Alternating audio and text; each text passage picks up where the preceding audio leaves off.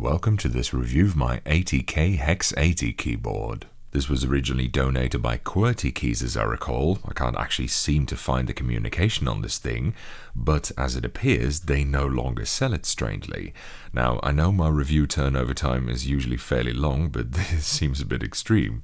Anyway, this was a collaboration between QWERTY Keys and ATK, positioned as a high-end gaming keyboard. ATK Gear seemed to specialize in premium gaming gear like this, including mice and other input devices, the less about which is said the better. It follows the idea of being a custom-like Hall effect board with all the gaming tricks like DKS, Rappy Snappy, and even repeat keys, which I don't think is quite as common. In addition to that, it allows you to swap arrow keys in WASD. It's got Win key lock, once a common feature but now a little bit less so. It can do macros, profiles, switch calibration, 8 kHz polling of course, and even some really over-the-top ones like desk vibration compensation for when you're furiously flogging the one-eyed cardinal while playing, I suppose, and even some sort of AI function to optimize disconnection problem caused by access tolerance. You know, whatever that means. The software is pretty good, very intuitive, and has a very utility feel to it, if you know what I mean. It's available as both a downloadable package as well as a website. I like it. It even applies changes immediately without having to save changes first, which is nice. The only problem is that by default everything is in Chinese, including the change language button, so if you don't know where to look this can be rather confusing.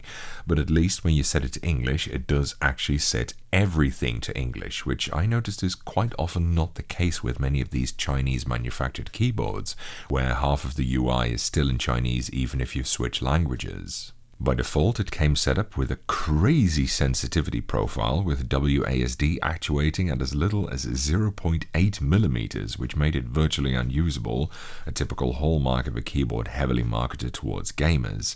The rest was set to 1.1mm, which was still way too light, and Q seems to have been set at 3.3 for some reason, though it might be that I accidentally did that myself before I took this screenshot.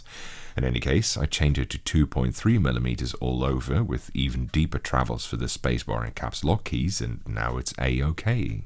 And of course, no gaming keyboard would be complete without RGB, and they went in pretty heavily on this. The RGB looks very good, well bundled, there's loads of settings, dedicated hotkeys for them here, which also glow of course, and the software even has a color calibration function for the backlight, which is the first time I've seen that. It's nice, it makes white actually look pretty white for once. Plus, of course, there's the keycaps, which are semi-translucent. It's the same kind of idea that those Gateron ink switches from a while ago had, though these are matte rather than glossy.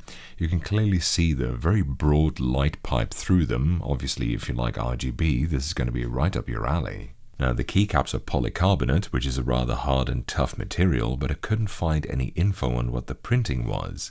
It's not dye sub or double shot, nor do I think it's pad printing, so I suspect it's a type of silk screening. You can feel the lettering clearly rising out of the keycaps. Now, my weekly testing phase is far too short to determine how durable it really is, but keep in mind that it may not be. That said, the font on the keycaps is clearly going to be very divisive. Personally, I don't actually think it's all that ugly, and thankfully the letters are at least correctly positioned in the upper left corner, but I'd probably have done it differently if I had the choice, and I suspect a lot of people would just change these caps out for something more to their liking. The case is pretty nice, beautifully machined in anodized aluminium with a simple yet elegant design at the front, including nicely ground off edges, as well as some slightly more complex gubbins at the back. I mean, it looks good, sure, but my big issue here is that there is no obvious way to disassemble the keyboard, which is very annoying.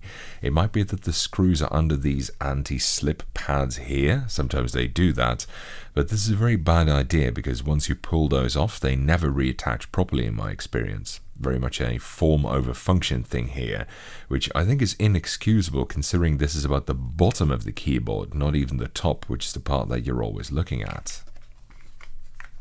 It is pretty much the weight you would expect of a keyboard like this, at a bit over 1.7 kilos. Overall, it feels very solidly put together, but like I said, it's a bit too solidly put together for my taste actually, as even though it's hot swappable, I still like to be able to access the innards of my keyboard if I desire. As for the looks, it's available in several color variations. This is the anodized grey version, but there are also anodized sand gold, anodized purple, spray-coated spark, which frankly just looks like white to me, and spray-coated baby pink, which is also an option.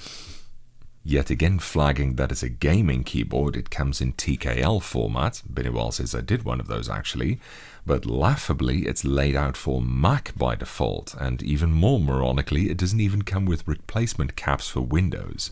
Now that is some grade A bullshit. That's like travelling to see mountains and then picking the Netherlands as your destination, or wanting nice beer and going to the UK, or trying to convey length or distance using units like feet, inches or yards.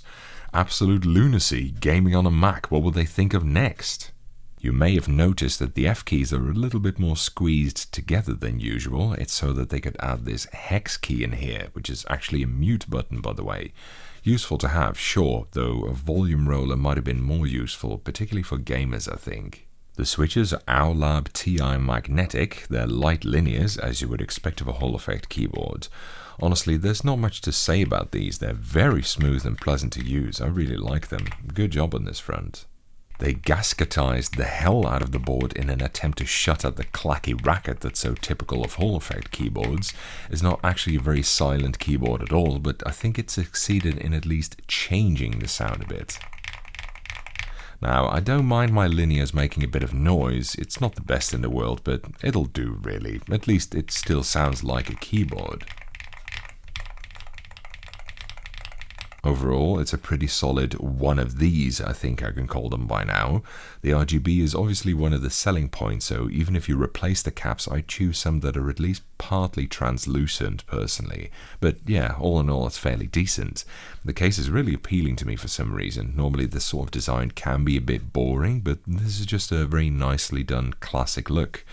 I just wish it was made out of solid steel rather than aluminium. Though they don't sell it on QK's website anymore, you can still find it on ATK Gear's site. It costs $250, which is rather on the expensive side, as Hall effect keyboards nowadays are plummeting in price now that this tech is becoming more widespread. But like I said, it's well made at least. Really, there are some niggles here and there, but the main point is that if this appeals to your tastes, it should fulfill your gaming keyboard wishes pretty well. That's it for this review. Thank you for watching. I hope you enjoyed it and following as a typing demonstration of me typing on this keyboard.